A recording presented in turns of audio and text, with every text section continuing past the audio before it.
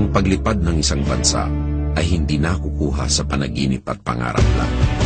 Dapat may inisyatibo, pagpupursige, dapat may paggawa at pagkakaisa. Ang gustong lumipad, kailangan may lakas, alam kung saan pupunta, may sariling direksyon at hindi nagpapadala sa ihip ng hangin. Dapat may galing at talino. Matagal na nating gustong lumipad, ready for takeoff na tayo. Ito si Gibo Teodoro, dating Secretary of National Defense, dating Congressman, subok na piloto, forever Filipino, handang lumipad kasama ninyo. Tara! Sulong!